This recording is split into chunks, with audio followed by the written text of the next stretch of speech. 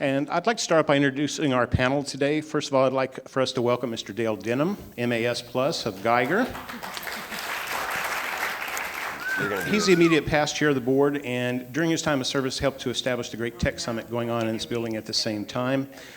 He is a wealth of knowledge in our industry on how technology is changing, how we all do business, and Dale is currently the CIO of Geiger in Lewiston, Maine. Secondly, I'd like to welcome Miss Brittany David, MAS. She is our current chair of the board, PPAI. She serves as a liaison to the tech committee along with a bunch of other volunteer activities that she does, and she is the vice president of sales at Snugs USA. We're excited to have her and her experience today with us. So you got two claps. Please also welcome Mr. Tom Goose, president of Image Source, a nationally recognized branded merchandise agency focused on a purpose-driven strategy and culture. Tom is past chairman of the board of directors, and it was my personal pleasure to serve with him on the PPAI board, and I'm glad to get to see you today. I'm glad he's a great guy. He's going to be a wealth of knowledge for us today as well. And also, Miss Kelly Claudio. She is a 30-year-plus sales and marketing veteran who serves as the senior vice president of sales and marketing with SWOT. She brings a knowledge on both the retail and the promotional product side of sales. And during her time at SWOT, helped to establish that company's connection with the Dan Nevins Warrior Spirit Retreat. So welcome. And then last but not least, our moderator, Paul Bellantone, CAE, the CEO of PPAI. He's helping, thank you very much, Paul.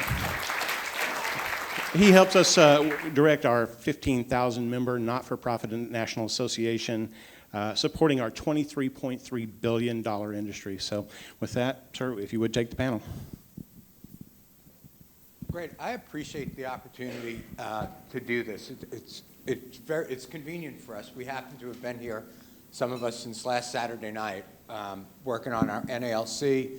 We had a volunteer, a strategic foresight group that was talking about some issues in the industry. We had NALC the last 2 days. We had the folks for Tech Summit actually come into the building yesterday, and they had a function last night. So if these guys all look a little bit tired, they were out playing last night. So Tom called me up a couple of months ago, and I had just finished watching a YouTube video on that concept of people will ask you a favor, and you tend to say, yes, but can we do this here? Or yes, but it has to look like this. And it was on changing yes, but to yes, and. So when Tom asked me to do it, I said, yes, and I'd like to have it here, and I want to be able to pick the panel, and I want to be able to do these 2 or 3 other things. And he just said, go for it. So this is why we are here, that we're here. I want to start out by asking a question. Kelly, you ran a panel for us at NALC, and it was a buyer panel, and you had 4 or 5 buyers on the panelists. You were the moderator. What was the biggest takeaway that you took from those buyers, people who actually purchased, distributors, customers, promotional products, about our industry? I had the city manager of Saucy. Did I say that right? Saxy. I had a marketing manager for ProTV. I had a marketing manager for Tex-Mex Foods. And then I had a CEO of, oh God, what was he the CEO of? Irving Cares. And he had a tremendous amount of nonprofit experience. And the major takeaway is that they are not being serviced by an individual distributor in the manner that they should be. They've done all of their work by phone or online, and they want to learn. They want to learn what the new trends are, what's out there that they haven't seen yet. Poor Melanie or Jennifer from Tex-Mex Foods, all she could talk about was an avocado squeezy that she had, and she talked about it like it's my best-selling piece, and I love it, and I don't want to get away from it. And she had no idea you know, she could maybe get an avocado USB, custom USB, or an avocado pull tie string jacket, or a bag that could be custom made for her. So the bottom line is we're all panicked and paranoid by online and the major online players out in the industry, when all they really want is to see your face and not dropping off catalogs. They were very adamant about those individuals that walk in and give them a stack of supplier catalogs. And as we all know, and I'm guilty of, and they're pretty thick. Some of them look like a Sears catalog, and I'm dating myself there. And they don't want to see that. They want to see your face, hear from your mind and your creativity and your solution providing what they can do to be different. Yeah. So if I put that into, a lot of the questions I ask aren't specifically related to a SWOT, strengths, weaknesses, opportunities, and threats, but all of the conversations do fit into one of those categories. And I would say on the positive side of this, the strength, is they love promotional products. They recognize the value of them. They recognized how important they were to the people that they were giving them to. But one of the weaknesses is that we were not adding value to that equation for them. And Dale, I would say, I'll follow up with you on this question. You have a wide scope of representatives for Geiger. You have a large company, you have hundreds of salespeople, cover the entire demographic. What tools are you giving your sales force to be able to be that hybrid seller? Certainly you want to be able to take the order by phone, but you also want them to have some tools to walk in with. Yeah, so building off of what Kelly said, one of the things the woman from Protivity said was that, you know, she really only wanted to see somebody once a year to plan with her. The rest of the time she was willing to go to the website, but she really wanted that personal touch. We asked a follow-up question, how do you use the websites? And they all use websites to generate ideas and activities, and they liked that. They wanted the websites to be more along the lines of, help me identify the ideas. I got some great information from their response on that. And so Geiger, we own a business called Crestline. It's a direct marketing business. It mails catalogs. It's an internet business, and that sells through the internet channel only. And we've taken the technology that our complete online player has, and we gave it to every salesperson, much like a Sage website or other websites that you can buy or build, because we believe that the perfect match is exactly what that woman said. She said, sometimes I want you in the office. I want that personal touch. I want you, they all said, we want someone who understands our needs, tells us, this is an idea that I believe based on your upcoming event that will work really well for you. But they also sometimes just want to shop on their own. And they want to look up their order status on their own. And they want to look up their invoice and pay their invoice just like they can do in most of any consumer transaction.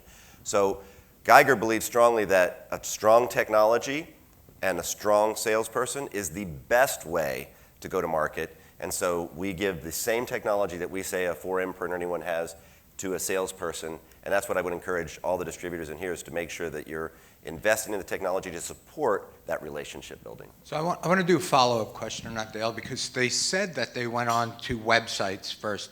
Which websites do you think, I think we use the language of websites in our industry, and we think of Sage and ESP and these verticals to our industry.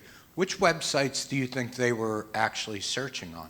So I think they were talking about the relationship they had with the distributor. And I think that's really important, because one of them even said something, I'll occasionally, if I can't find it on my distributor's website, I will then look elsewhere. But one of the mistakes that even our salespeople make at Geiger is they don't push their website enough, because they're trying to say, oh, I'm relationship oriented, call me. The truth is, if you don't push your website and remind them to search on your website, they will go search Google or any other catalog they're getting out there. So I think it's part of the relationship. It's not the technology. When they go to my website, they're working with me. Tom, what is your expectation when you're bringing on a new salesperson to be able to service customers, so that we're not hearing about this weakness that we have inherent in our industry? Yeah, well, our approach is really that purpose-driven approach. And so we go out, some might call it the agency approach, but we really or search to drive purpose. So understand the client's goals and objectives, and understand who the demographic is, their target audience, really understand their culture, and then we can serve them best. And so my expectation from a salesperson is to deep dive into those clients. Meet with them in person, certainly, if we can. I'm based in Seattle. We're very technology-driven. Getting in front of those folks can be very difficult. We use a product called Co-Video, where it's a desktop video system. And so a lot of times we'll shoot quick desktop videos instead of shooting an email or leaving a voicemail, so they get a face with a name instead of just, a blind email or voicemail. Okay. So as we go through this, I'm going to have some questions that we've discussed in advance a little bit. I think the best questions, they generally are the ones that come from the audience. So at any time, if you have a question for this panel, just raise your hand. I'll give you the microphone, ask the question, and we'll let them go with it. So we're hearing, Brittany, about these different types of salespeople. You have the ones that are maybe just order takers. They're calling them up. On the other side, you have the more sophisticated network suppliers like a Geiger, where you have the large enterprise ones. And you have ones like Tom that are a little bit more purpose-driven.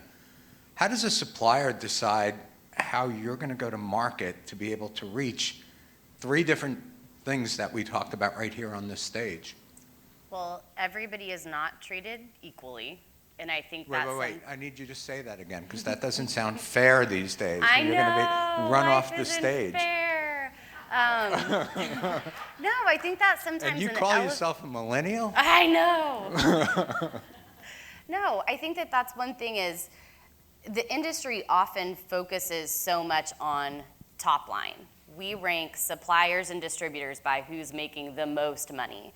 And that's definitely a player, right? Because you have a revenue stream that needs to come in. And when you're looking at where your business is coming from, a hit off of one of your probably top 10, 20 customers, I'm sure that's the same at the distributor level, and I don't know how many you have, but if you take your cash cow and it goes away, you've got a problem. But we also focus on profitability big time of what's the bottom line? How do we have less friction? Who is it that's not only driving our sales, but also driving our bottom line so that we have more money to be able to reinvest to continue to move forward?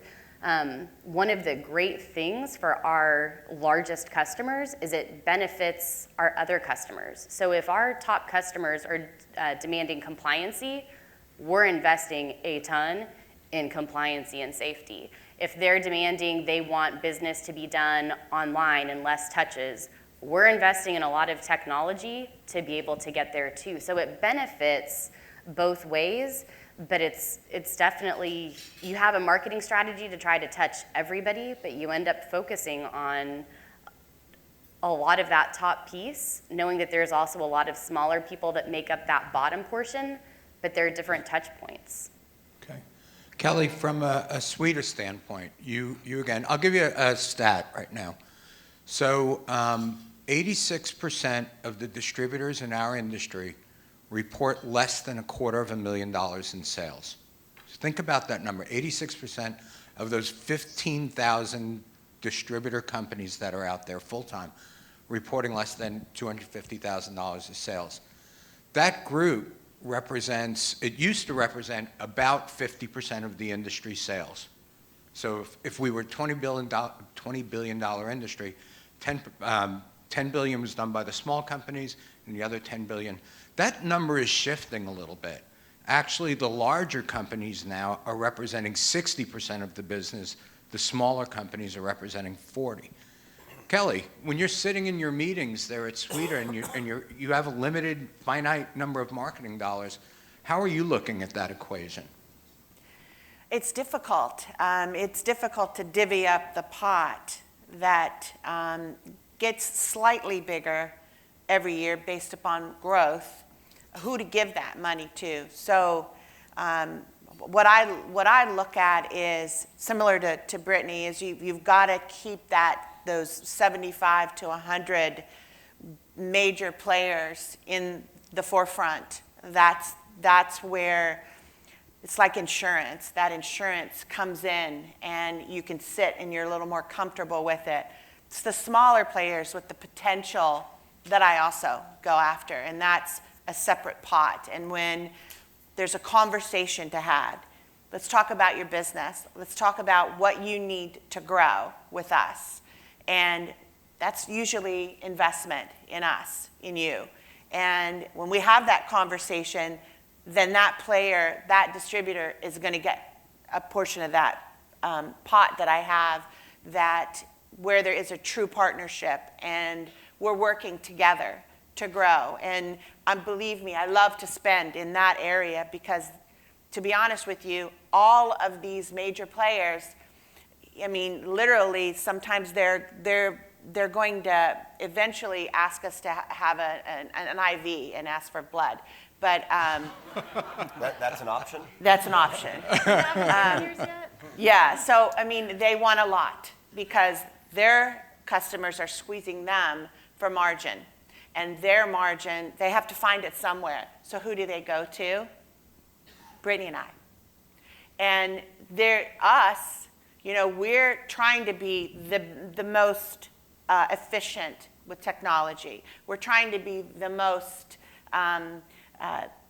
easy to do business with everything. Promo standards is a major investment with all of us, all the suppliers in the industry, to make frictional costs go away of doing business. So that genre of our business becomes more demanding. This side of our business is the most attractive. Those smaller distributors that have great potential, that want to talk, want to sit down and say, how can we be more important to your business? And how can you be more important to our business? Those are super important conversations. And we want to invest in that business. And I have that budget set aside to do that. And I do it. Yeah. And those customers, I will tell you, when we invest, it takes 1 year or maybe 1.5 years for you to get into that genre where the major pot of our budget lies. And that's just the facts. So one of the reasons I've chosen this panel is because they're all pretty outspoken, and they don't know all of the questions that I'm going to ask, but I'm going to throw some different ones at them, and too bad. So Brittany, they were talking about that squeeze that you're getting from distributors. Is it always justified? Are they really getting the squeeze from their customers and they're asking you for more? Or are they asking you for more because... Or are they asking you for more because there may be more to get? Sometimes, and I would say everybody should continue to ask, not necessarily that, right? Please don't ask me for more rebates. But you don't know what's out there until you ask and see if it's an opportunity. And sometimes it makes sense for us when we talk about rebates or what we're able to give, and sometimes it doesn't. And it goes off of data, it's not emotional. You have to run a smart business. And if an incentive, whether it's from the end user, from the distributor, whatever that is, justifies something else where it's a partnership, it's a lot easier to make a business case. I saw the flip side of that when they were talking about tariffs, because we talk about rebates all the time, right? Like, oh, people, let's add a rebate, or let's talk about rebates. I saw a distributor in a posting talking about tariffs, and they were like, well, now suppliers might use this to squeeze in a few extra points because they're calling it tariffs, but it's not tariffs. And it's like, did you sell your product? Is the value there? You have a lot of options. I am sure that some suppliers adjusted pricing a little bit more, part of it because of the uncertainty, right? But how is that not fair when we talk about fair? I think it's just, does it make sense or does it not make sense from business and partnership? And can I add to that, the tariffs, which is very interesting, it really only affects like the 10% and the 25% tariff. It's a portion that the price increase happens. But I will tell you, the brokers are just sucking all the blood out of that they can, because they are going through every item and making sure it is classified properly. And if there's any movement where it could be classified, say, as a power bank, and it's a padfolio, and it's always been classified as a power bank that's in a padfolio. Well, if it goes to a padfolio, there's your 25%. And they are going after that money. And, you know, we're getting letters where originally we've classified something for the past 8 years as something. Now they're turning it into something else so that that duty is increased twofold. It's nuts, but it's happening. So if you call one day and something's, you know, $7, and you call the next day and it's gone up almost 11% because of the 25%, it's not because we just sat around someday and said, oh, let's increase the price. Because believe me, that hurts my team. It hurts my team internally, hurts my team out in the field, because you're upset and it's a surprise. So that's happening out there. That's real. That's facts. And we have to adjust.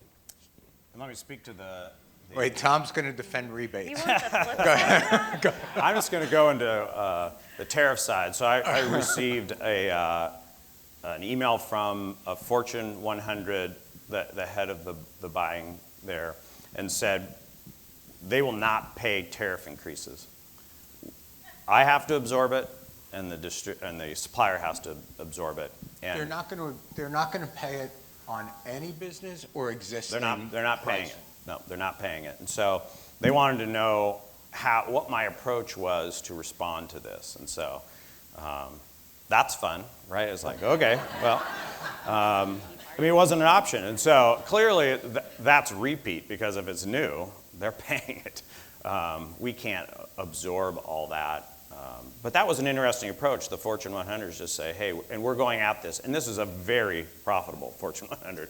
And I'm just thinking, geez, you know, squeezing these small businesses, you know, they're, you know, $100 billion company, and they're squeezing us. So that was an interesting, you know, anything new, clearly, you know, we'll price out accordingly. I want to, is it a tariff-related question? Yes. Okay. Indirectly.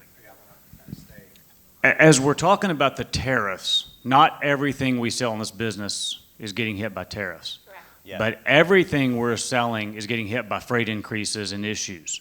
Our UPS and FedEx guy have sat in my office and told us that we're fighting for 30% of the remaining freight lines after Amazon has consumed 70% of it. Okay, so that's killing us. We're getting, I mean, our UPS bill, our actual freight rates aren't determined for 4 to 6 weeks because of all the increases they're hitting us with. Are these Fortune 100s not going to pay for the freight increases, or how do they feel about that? Because, again, not everything has a tariff increase, and if you look at how much it's actually adding, to Kelly's point, it's not that much at the end of the day. The freight is a whole lot more, and there's really nothing we can do to control that. So how are they going to handle that? Yeah, well, it's interesting. I live in Seattle. My distributorship's headquartered in Seattle. Amazon's one of my largest customers. And their buyers are very interesting. They don't like to pay freight. Weird. And they expect it in 2 days. They're a lot of fun. But it hasn't been a major issue for us personally. You know, we mitigate increases as much as we can. We negotiate deep discounts based on volume. But clients are paying for it. You know, we margin freight, and we've had to mitigate that a bit because of the increases. But I would say overall, it hasn't been an issue. Certainly with Amazon, it's a struggle. Dale? I just want to give a piece of feedback. So in the Crestline business, we own a couple of different brands, and in one brand we offer free shipping, but we bake the price up a little higher in the item. And then in the Crestline brand, we just charge shipping. And what I will tell you is that when it's priced after the fact, we get fewer complaints. We do get complaints, but the higher price, we have a more difficult time selling the item at a higher price and not charging shipping. So there's a mental block, But the real block still remains with the price of the item. And we've tested that several different ways, several different times. So we do get complaints, and like you, we've had to reduce the margin in shipping that we used to enjoy, much like suppliers had to do several years ago. We do too. Yeah. So Brittany, how is Snug's handling shipping and shipping increases? Have you had to become creative in I other have ways? a secret. We went the other way. We had UPS in our office a few weeks ago, and our rates went down. I mean, I think there's a challenge and a weakness, going back to SWOT's up, of other people looking for business. They want to hold on to what they have. So how can they strategize to say, how can you send us more business and us give you a lower rate? Is it a possibility that people that are using their shipper number might be able to pass on a discount now to get that business, because we could give them a price that's lower than their discounted rate because we have greater volume? I think it goes back, like Kelly was talking about strategy. There's usually a nugget in there and an opportunity if you're talking to somebody who wants to have a conversation in general. So. And we had the same conversation with FedEx. FedEx, our rates went down, and we created a ship saver for the East Coast. It was a very nice conversation because they want to keep the business.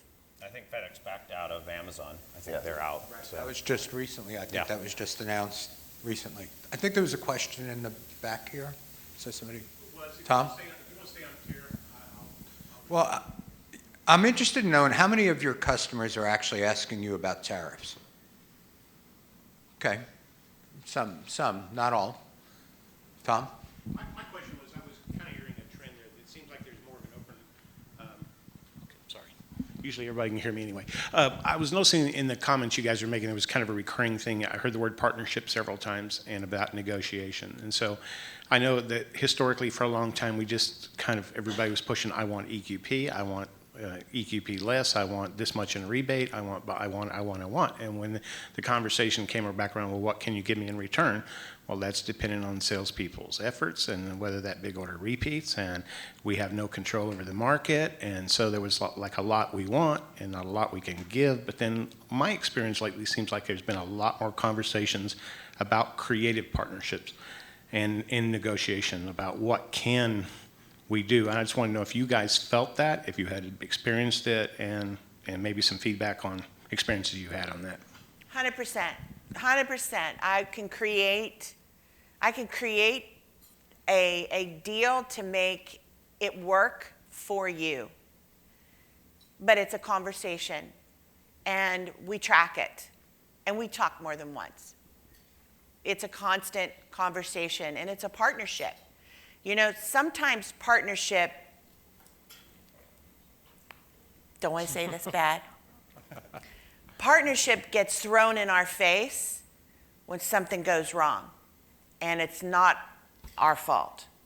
Someone in your office approved something that shouldn't have been approved, and that partnership says, well, we're a partner, you should probably eat that $10,000 order because you're a good partner. And I'm a good partner, and I will go to the ends of the earth, but a partnership is 50-50. Kelly, I mean, we had an example where in one of our businesses, we didn't treat Kelly the way we should have. And, right? You remember, you know what I'm talking about. I do remember that. And this was a person who, within our organization, didn't make a good choice and kind of messed you guys up. And when I learned about it, picked up the phone, we gave you a call, and we made it right on our side. So you have to, it's a two-way street. It is a two-way. And you do mess up, and when you find that you've messed up, you go and you make it right. And so there are times where we as distributors mess up, but the good distributors own it. Right. And the true partnerships. The true partnership. So I just encourage you, if you have an employee that does make a mistake, reach back out, because had I not learned about that, I think it would have damaged our personal relationship, but definitely our business relationship, because you would have thought the next time we asked for something, we really screwed you on that. So. Yeah. Like I said, it is a partnership. She wasn't saying you out of the... But you know what? Actually, she was. The thing with us and Geiger, it's one of my largest accounts, and one thing about Geiger as a whole, and not just because I'm going to stroke him here, because if anybody knows me, I tell it like it is. I'm very honest. They're the kindest, most fairest company that we work with. And I would never have said anything, but I was asked. So that's how that came about, and listen, within 2 seconds, it was done, it was fixed. That's what a true partnership is to us, and that's how you're gonna get what you want and what you need to be successful with us. Okay. I want to take it a little bit out of the operational weeds and elevate the conversation to something that we've been hearing more and more about in our industry. We hear about waste, and we're hearing about landfill, and we're hearing about plastics, and on the backside of that, we're also hearing about companies that are doing the right things in their community, which I think we can do quicker than fix the landfill issues. Tom, you mentioned purpose in a sale, but a little bit of a different purpose. So Yep. give me what purpose means to you, and then Kelly, I'm going to ask you, what does purpose mean to your company? Well, we have, can I do both purposes? Okay. A little bit of this, yeah. a little bit of that. Only the one that fits for the question, please. Thank you. One of the things, in my company, I have 58 employees, and about 70% are millennials or younger. And so we're very purpose-driven on what we call brand good, which is giving back to the community, both time and talents. And so we go out in the community and volunteer. I'm a founding member of a buying group called Reciprocity Road, Buying and Shared Learning, and we have a brand good effort there as well, including PPAS scholarships. And so purpose is big within the organization. I think it's big for that demographic. It's big for my demographic as well. So we're purpose-driven there. The other side of that is understanding the client's purpose, because that's a little bit different. And I think that's really our differentiators, is really going in on a campaign and understanding the demographic of the audience. How will it be distributed? How are they measuring success? Asking the why, and I tell my team to ask why 5 times. If they're doing a trade show and they want 1,000 pens, don't just write up the order, ask why. Why do you need 1,000 pens? Well, we're going to a Vegas trade show and I need to give away something. Well, why? Why pens? Dig to the root of that. They're not trying to give away pens. No, they're trying to drive leads. They're trying to close transactions. And if we can get to their real purpose, we can solve their challenge with a tangible promotional product. That's what we do. And so purpose allows us to differentiate beyond click to buy or others in the marketplace. Kelly, your company has taken on a broader purpose, and it's interesting because sometimes you're really quiet about it and you just kind of let it work organically, and other times you're a little bit more out front. I told you I was going to ask you about this. Talk a little bit about the program that you're running. About 4 years ago, in December, I was having my national sales meeting, and the theme of the sales meeting was, if it doesn't challenge you, it won't change you. And I wanted to bring in a speaker, and I wanted to bring in somebody that truly had challenges, that truly could stop some of the complaining that I was getting from my sales team about the little things that they were whining about. And I called Wounded Warrior Foundation, and I spoke to the founder, and I said, I want a guy. I want the best guy that can truly get my point across and speak to my team and make them understand what a challenge really is.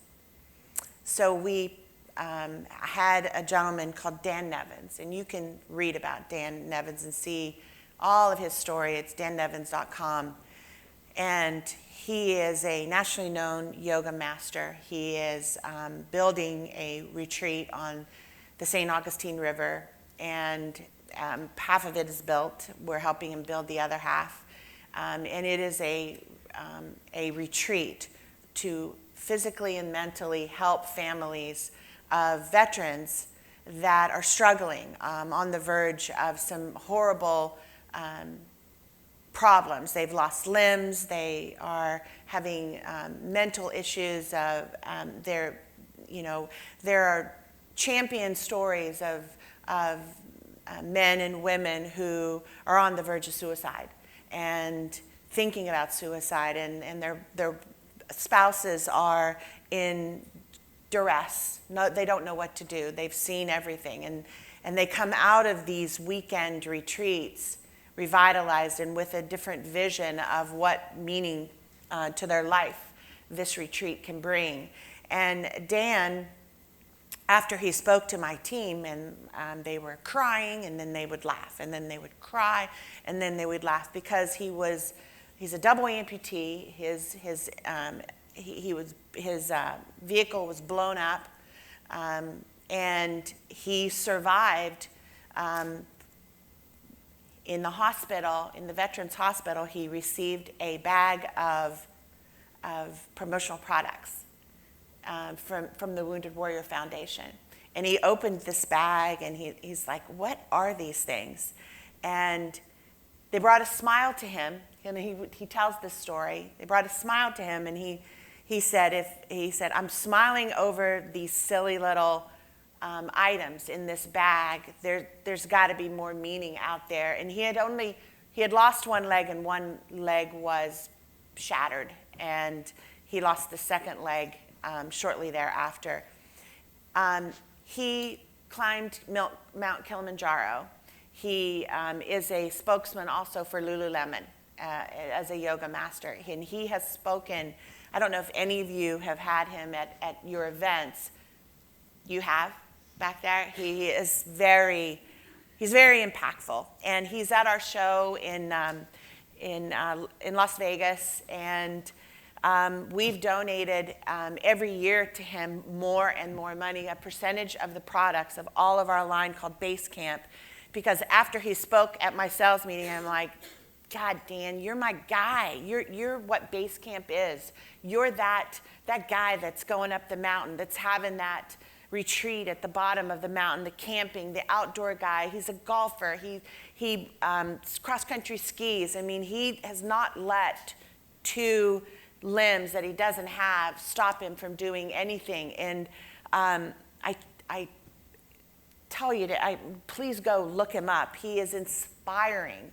And again, when somebody's complaining about the little things, look at that. You can say, this is you're complaining about this, look at this. So he's been my spokesperson, and to date we've given over $450,000 of cash and product to him. And I had not been to any of his retreats, and I happened to be 2 months ago. He had a Warrior Spirit retreat at the Hotel Del in San Diego. And I got to see warriors that had limbs missing, that literally came in quiet, didn't speak, and I'd sat with their wives, and their wives had so much hope that out of this weekend they would come back home and they would have interaction with their kids again. They would have interaction with their wives again. And it just was amazing, because this husband that I sat with his wife, he came out of the Sunday, it was the end of the day, the Sunday event, and he came up to his wife and he hugged his wife and he kissed his wife. He says, I love you so much. I'm so sorry. I'm going to be better. This is, I know what to do. I have the tools. I'm going to do this. And it was, everybody's crying. I mean, it's just nuts, that the emotion that you have after you see one of these things. But having that as part of our base camp, the initiative and the cause behind our base camp has been extraordinary. Now, how does that relate to you?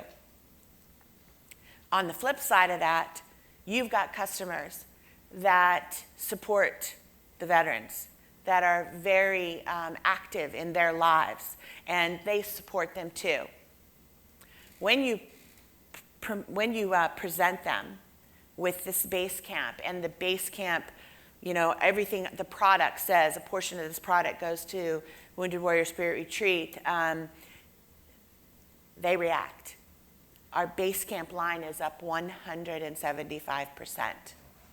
And it has been consistent every year with this massive growth because of Dan, because of what we're doing. And it's made us better. It's made us appreciate things, the little things. Everyone in our company is so proud to be affiliated with this gentleman and what he's doing. And you will too. Speaking of Geiger, one of the biggest players of Geiger is seeing tremendous success by supporting and promoting and understanding what we're doing with Basecamp. And he goes out and he takes Basecamp with him because a lot of his business is in that construction and masonry and that Tim the Toolman product out there. And large companies, big companies are reacting and they want to be part of it. It's amazing. The more you know, the more educated you are, you talk about it. And we've had customers do webinars, and we've done podcasts with Dan, and it has been a differentiator for us in the marketplace. So you got the whole story. I let Kelly talk about this like a commercial, and this commercial is endorsed. And if there were 4 other things like that on the stage, I would say those too, because our industry doesn't get enough recognition for the good things that we are doing. So when I go to Washington, D.C., and I think every one of you have gone to D.C., Kelly, I don't know if you've been with us, but we're in there, and the legislators are talking about waste, fraud, and abuse, and why do people need to give these things away? And you go, wait a minute, you have no idea what we're doing for veterans that you can't take care of. We're helping. And like that logo on the homeless blanket, that's not waste, fraud, and abuse. And in the name of a battered women's shelter on a nail file, that's not waste, fraud, and abuse. I don't know that our industry, we may have a little bit more plastic going into a waste than we want to right now, and we're working on that. But we can't forget these stories, and you need to be able to communicate that. On the other side of Kelly, I actually spoke at one of her sales meetings a couple of years ago, and this is just in their DNA. You made homemade soup for your entire staff. The next day she comes in, she brings soup. I'm Italian, I cook. So, Brittany, your company has the same thing. You're president, CEO. Brandon was ASI's Humanitarian of the Year. Mm-hmm. Does that trickle down into your business? It does. He and I are on the same page with this, and I don't think that there's any fault or negative in going with something that is compassionate in a cause. Both he and I are people that like to be under the radar in general. Exactly. And he and I have a really hard time sometimes promoting the good that we do, where there's a total flip side argument of show that you're doing well, other people will see it and it will inspire them. I think there's that other piece that I don't do things, and not from a Basecamp standpoint, but in general, I don't do things to get praise. I do them from the heart, and there's a challenge there because we've talked about, and we've done sunscreen specials where we've given part of the proceeds back for a similar cause. And we find it really challenging to find a balance of promoting it and doing it for that. And one of our speakers at NALC this week was talking about, the question came up, it was from the CEO of American Marketing Association. And the question was, should we get more involved into these purpose-driven, whether it's products, cares, promotions, whatever that is? He said, if that wasn't what your core business was founded on, stick with what your core business was founded on instead of trying to change and evolve into it. So we do charity stuff. We do, kind of going back to your question, we have a Snugs Gives committee. We do a lot of things that way, but we've found it really challenging to move too much in one direction because it starts to feel not authentic. Tom and Dale, does it influence your purchasing decisions? Dale? I'll let you go first if you want. Yeah, I think Basecamp specifically has been a great product for us. I think the cause marketing is big, and I think it resonates. Microsoft's one of our largest clients, and that's resonated with them overall. I think if they're going to purchase anyway, and if there's a brand good element to it, a cause marketing, and Kelly just shared a very great story. A lot of it's about the story. That has to relate to them. I mean, it's not the sell, it's the relation, and I think that's important. It's not number one, but it's I would say a value add, and we're all looking for a value add, and we're also all looking to make a difference. So I do think it's helpful. Yes, it does make a difference, and I think you said it well. It's not the driving force. So when we make our selection of which products we're going to promote online or in our catalog, it's not usually the thing that matters. But if we're going to do a feature on causes and such, that's where it's going to matter. But it really is driven by our sales force when they have a need, or someone who says, oh, I see an opportunity here. And this is where I understand what Brittany's saying as well, because you almost feel like you're exploiting it, but you're not. At least in a story like what you've done with Basecamp. You're promoting the product and you're telling a story that's good to tell the story about Wounded Warrior. Those are the stories that I love and I think are the most impactful for us. Yeah, it's nice to say a supplier's given 5% to something, but when it's about that product line, I think it's the strongest message. One of the things we're looking at Expo for this year is actually creating a pavilion that features products and companies that give back. So whether let's say the supplier on a specific product might have something where you know that purchasing that for your customers or through your customers, something will go back to a cause. So keep an eye on that. It's one of the things that we've been pushing for. Mike?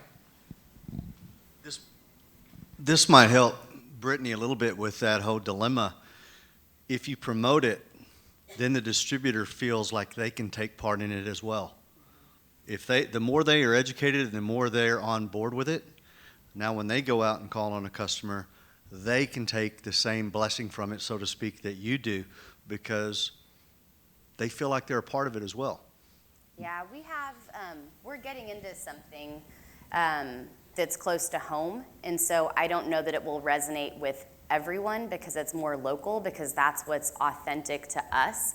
It's kind of like Billy likes puppies. If we had chosen, let's give back to the puppies, but it didn't have the same feeling for people like Wounded Warrior or something else, it's passion, and where that organically started, it makes total sense. So even aligning yourself with the right cause that's true to you. And the thing when you bring it back to business is you're also not selling on price anymore, right? There is more money because you are selling a story. There's more money for a distributor, there's more money for a supplier, and everybody feels good about it too. And so there's definitely a case on the other side, because they're not buying that Basecamp backpack because it's $125, can I get it for $120? They're probably going, can I also donate to Dan Nevins afterwards to spend more? So it's a win-win-win-win.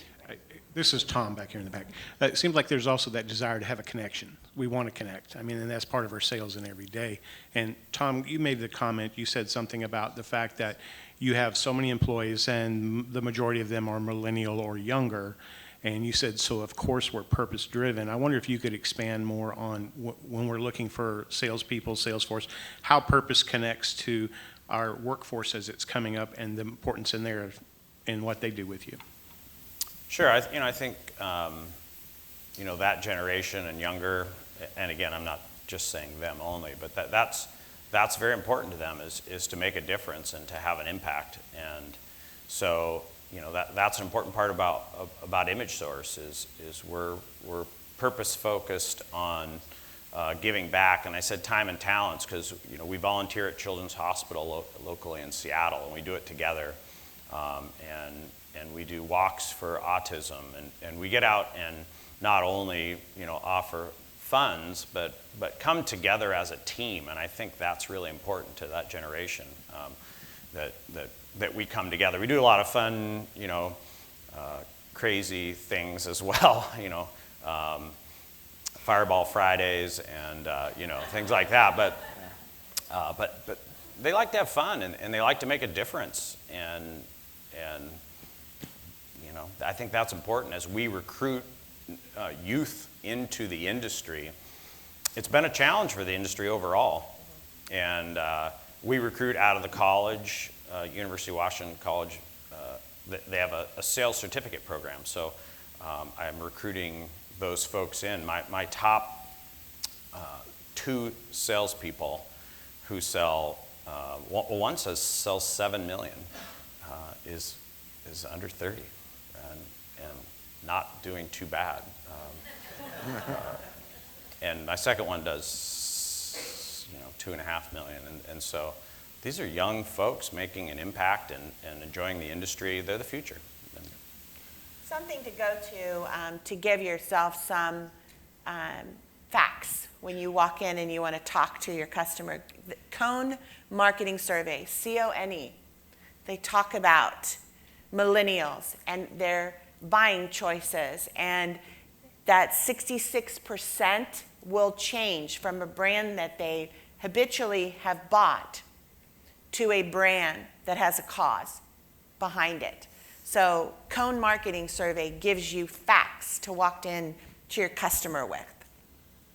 So I'm going to switch topics a little bit, and I'm going to go to Dale. And we're going to talk a little bit about technology, because why not? We have you here, and we have it going on next door. We keep hearing about Amazon, and Amazon is changing the industry, and I contend that it's not changing. I don't think Amazon is a competitor to you in terms of, can somebody go on Amazon and buy what they're buying from you? But they have created a situation where our customers are expecting Amazon-like experiences.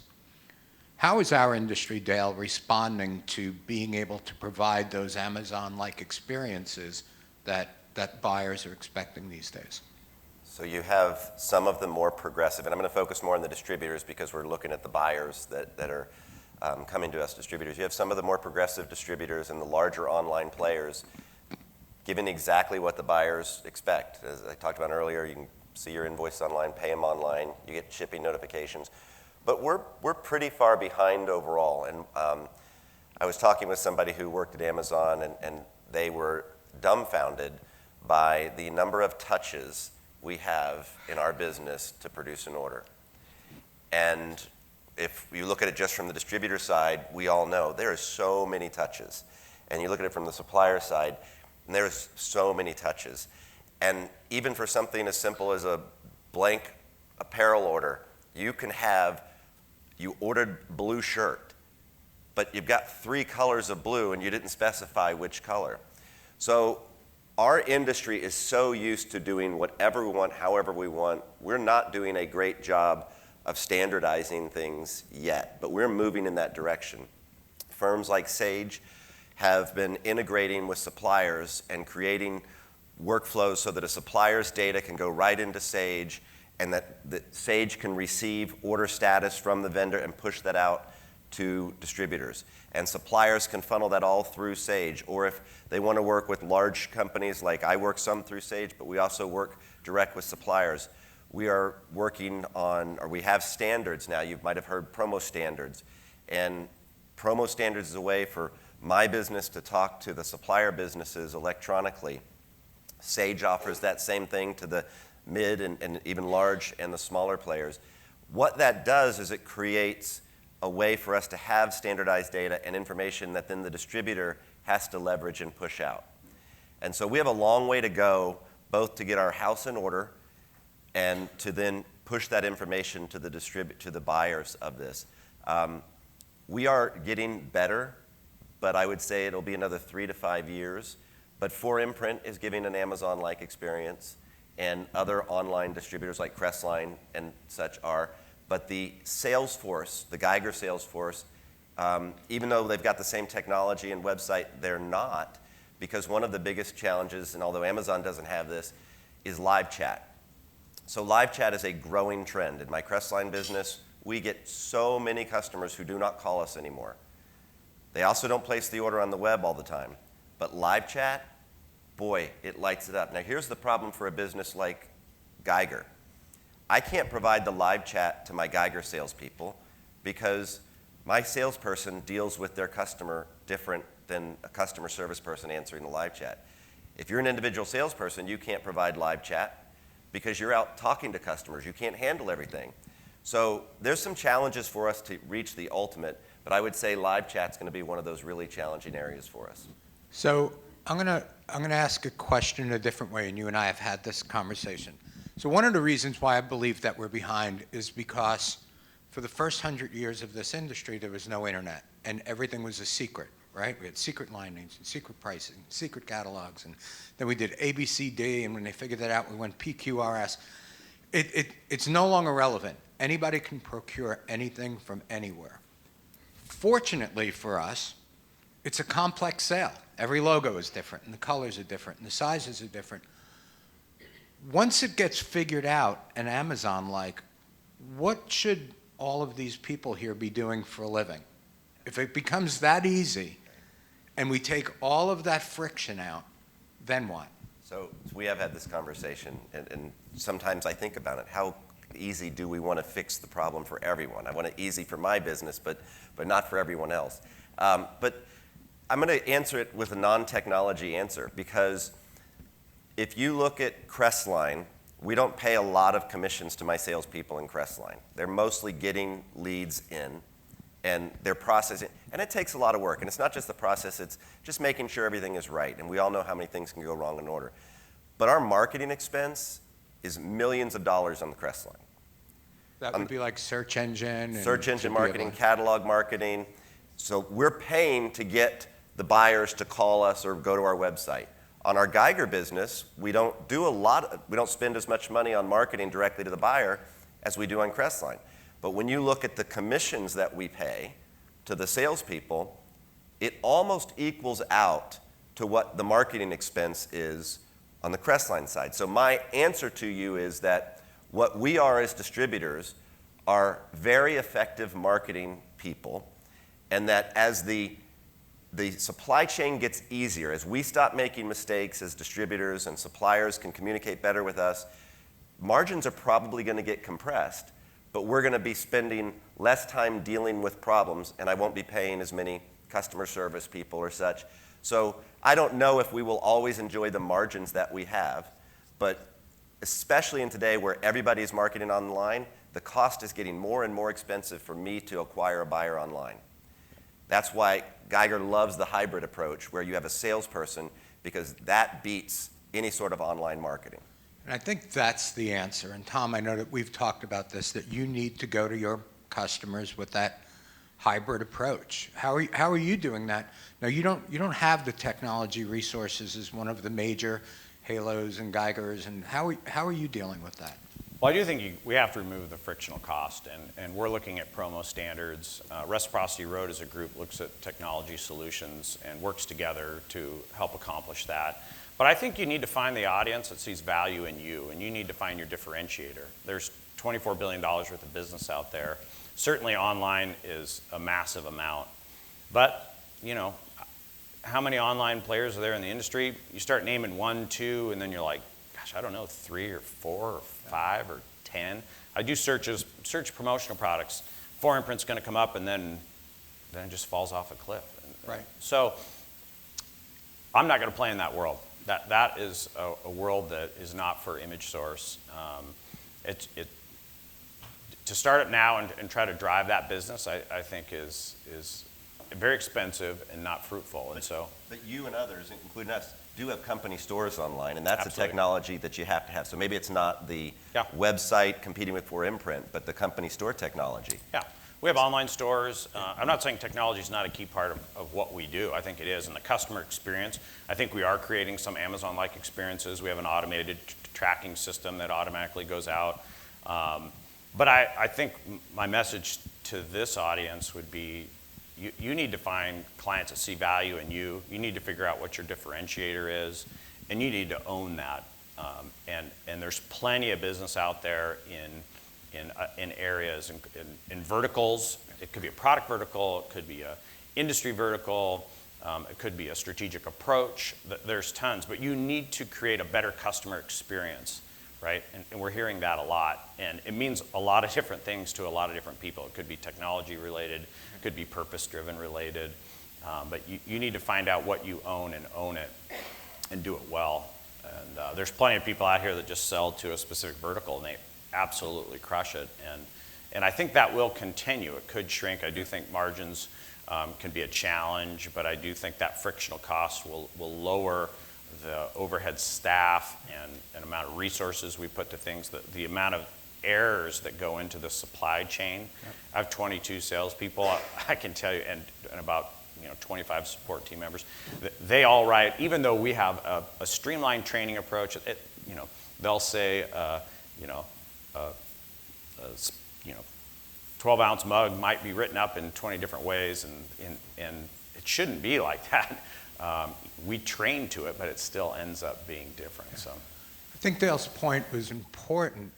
One, the cost of being an online service provider is actually incredibly similar than it is to having feet on the street salesperson. I read for Imprints Financials, public company out of the UK. I get to see what their cost is of sales, and it's really not too different than what you would pay for a salesperson.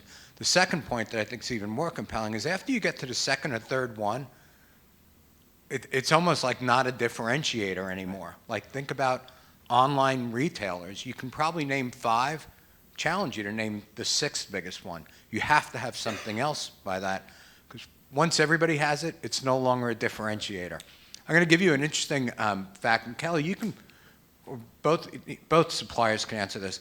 One of the apparel companies, the big ones, I'm not going to say whether it was Sanmar or Alpha Broder, said that they still get 1,000 faxed orders per day. Per day. And then I checked with the other one, and they said, yeah, that sounds about right. You need to do business the way your customer wants to do business with you. And some of them are going to be online, and some of them aren't. You still getting faxed orders, Yes. Kelly? Yes, but the fax come to me, in email, to me. But I want to tell you something about the Amazon effect that everyone is in a panic about. Yes, they want to know. They want the order. They want to know that it's in production. They want to know when it's shipped. They want to know when it hits the truck, and you want the tracking number and all of that. And that's fabulous. Love it, love it. And our online customers are growing like nobody's business.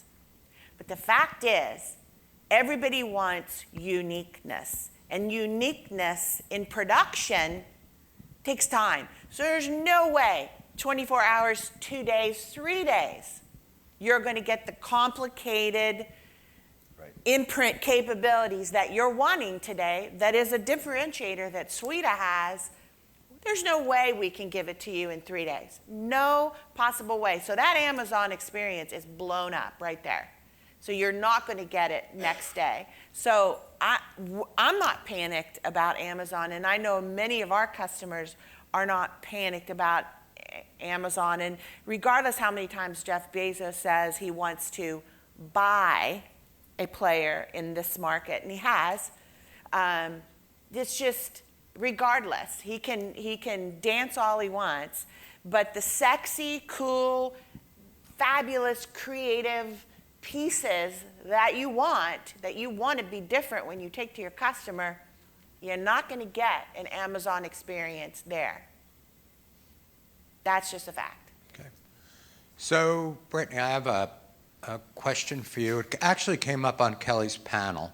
I've been at the Snugs factory pretty recently, and you guys spend a ton of dollars and staff resources on product safety, compliance, regulations. You have lotions and lip balms, which are FDA in addition to CPSC. But interestingly, Kelly asked the buyers, how many of you ask about the safety of products? It was 0. Could have been the type of buyer that was up there, but there was one in the food group. One of them was the Holy Guacamole. Yeah. Why are you spending all this money doing this stuff, Brittany, if nobody's asking for it?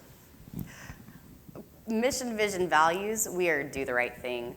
We have invested over $300,000 this year alone on our personal care to make things, when we talk about bringing in testing to avoid some lag time, it's important to us, and it should be important to the end user, and I think that's a story that we're not telling.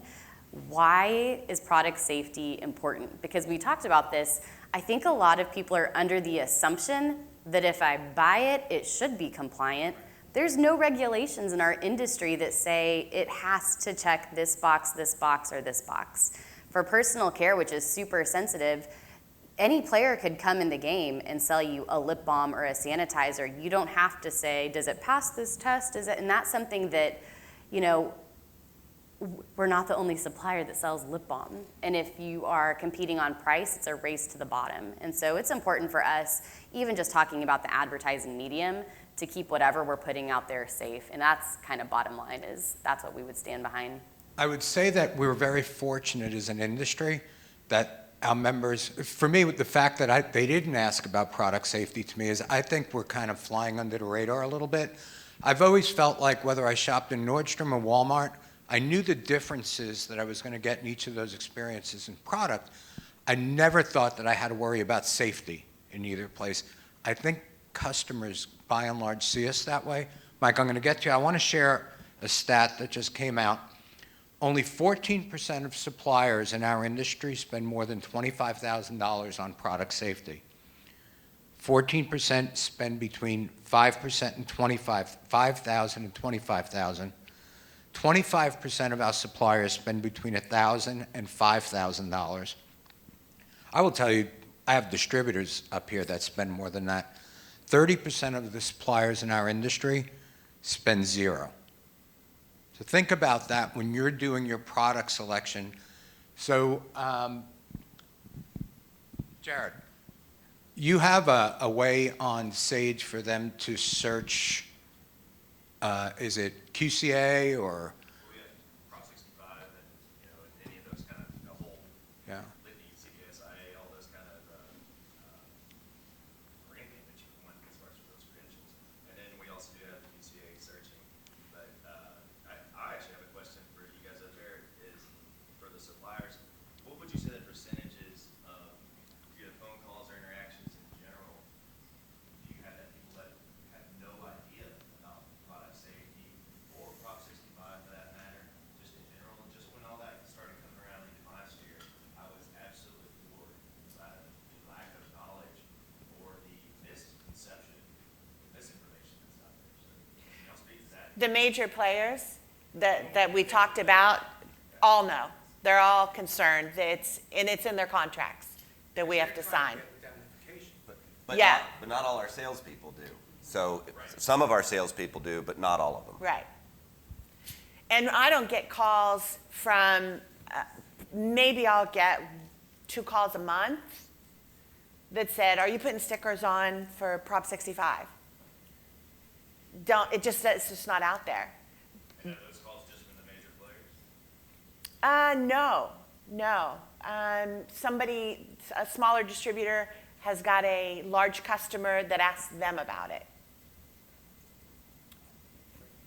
Yeah, it's a conversation that we hope to educate. I mean, Megan's in here.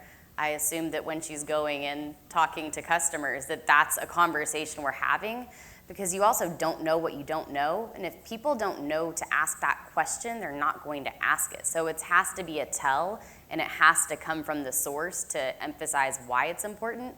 But again, it's something that takes you out of the pricing game. I mean, one thing that Brandon went to London earlier this year, and he went to some Harvard Business Review in this little school for a couple of weeks. And the guy said, every single person in this room, regardless of what you do, should increase your prices 1% immediately. Because if that 1%, and granted you have your exceptions, right? Something that's super price sensitive, but you start digging into why is it price sensitive? What haven't I charged for all of these years? How am I adding value? Because who in here sells the cheapest of what they sell? No one, right? So there's something else up there, and where are some easy wins, or how can you set a strategy that's avoiding price? I think it's interesting. That was one of the questions that I asked you when I was at Stunts. I said, how many of your products are you the low price leader in your category? And you said none. But I also thought that was kind of self-selected, that you're on the board, you recognize these things, and you're actually talking to a group of people who are at an education session. So they know not to be the cheapest price on everything that you're doing.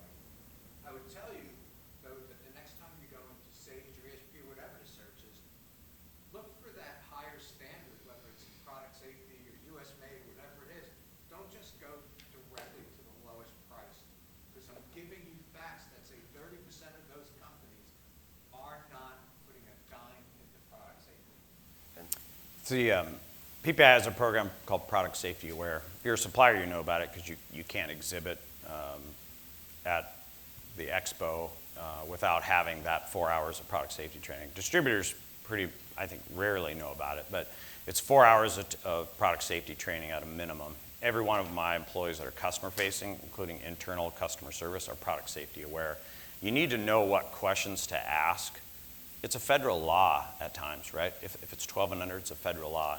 And I have salespeople come in and say, man, it's another $1.20 to put that label in the children's product, and we're competing against another distributor who's not doing it. I'm like, perfect. That's a great story to tell. This is a federal law. Does Microsoft want their shirt out there that doesn't have a tracking label on it? They don't, if they're aware. And so I would encourage you all to take the product safety training that PPAI offers. It is fantastic, and it's free. And we're far from experts at Image Source, but at least we know what questions to ask, and we use it as a differentiator. I think we need to be careful that we fall into the trap of thinking just because something's not popular, it's not important, because in terms of product safety, testing, and all that kind of thing, my wife and I don't sit around the breakfast table talking about the day we're going to die, but we both have life insurance. So when it really becomes important is when it's needed. If there's ever an issue that happens because of a lack of it, now it's a super popular issue. Okay, we are officially out of the time that was allotted us, but I don't think any of you have a flight right away. No? So we'd be willing to take another question or two if we have anything from the group. Yes.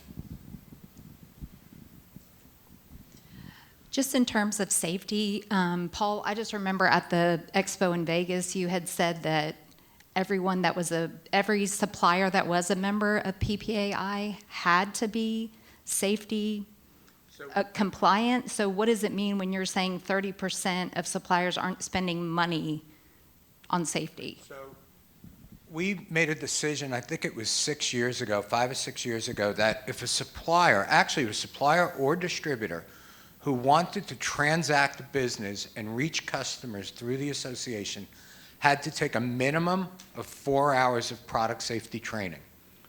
So I would say, like a Geiger sponsors things. Like for Geiger to put, even though they're a distributor, to put their name on any of the signs here that say this breakfast is sponsored by Geiger, they had to do 4 hours of product safety because they were buying something through the association.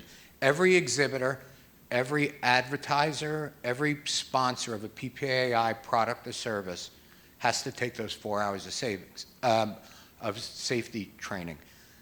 Whether or not they actually go and implement it is a different thing. And you know, there are some product lines that just don't have a lot that they need to implement. If you're in a calendar business, it's a little bit different than if you're in a lotions business, and maybe it's embedded in their process. So I'm not saying that it's all negative. I'm just telling you that you have more, part of the value you add to your customer is knowing the difference, is knowing when something can't have a drawstring on it because it's going to be given to a child. So that's the reason for the training, is so that you can ask better questions like Tom's doing.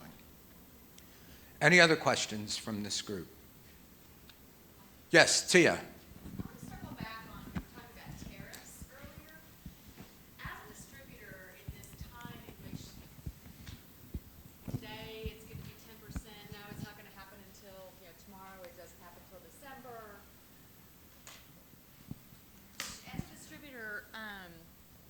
Should we rely strictly on a vendor's website?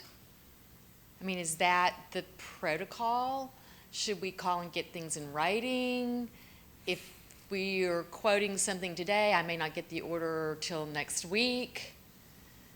Does that, what's the, in your opinion of distributors and suppliers up there, what is the go-to standard? What's the recommended best practice on dealing in this volatile price time? I mean, granted, if we have a big order, that's one thing. But day to day, 500 pieces of lip balm or whatever. So we mail out millions of catalogs that for several months will be out there. And so we work with the vendors and we say, can you guarantee us this pricing through? And most will do it, but right now, many are saying, but if this changes, all bets are off. So we have the disclaimer that says all prices subject to change due to tariffs, but you never want to tell a customer, oh yeah, you're going to pay 10% more. Even with the tariffs, they don't like that.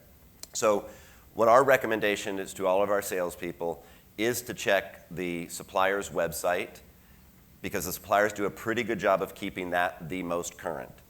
But we still recommend a disclaimer on everything, because if something happens and it's not within the supplier's control, they're going to have to charge you more. And again, if it's a true partnership, the supplier may say, I can work with you here, but their margins are already as tight because they're trying to figure out how do they not price themselves out of the market. So it's a disclaimer, and yeah, for us, we recommend checking the websites. Kelly? There is a disclaimer on every quote that goes out to you.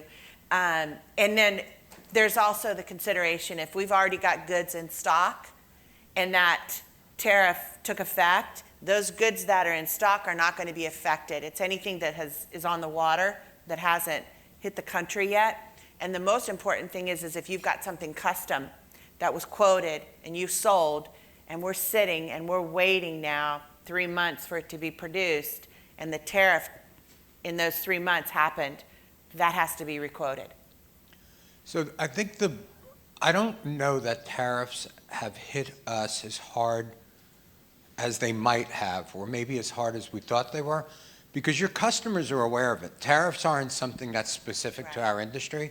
So it's interesting that Tom has customers saying, I'm not paying a tariff, but if they were leasing new automobiles or getting a new copy machine, I don't know if they have the ability to do that in every category that they're buying. They say they are, yeah. Well, That's it.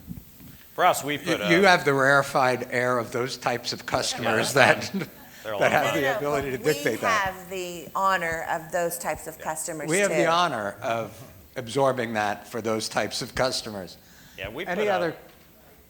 Go ahead, Tom. We put I decided not to do a heavy disclaimer. We had that conversation over and over. It's like, I'm not going to do that to our clients. We do have a disclaimer, but we end our quotes quicker. It's like a 30-day now. I mean, in the past, Right. it used to be a year, and catalogs have been catalogs online, or pricing used to last a year, and then it's 6 months, and it's just shrunk to 30 days. In catalogs anymore. Yeah, we right? can't afford to put our pricing in our catalogs. Yeah, I had one of the top 5, I'll say, suppliers in the industry would call me and say, what should I put in my catalog?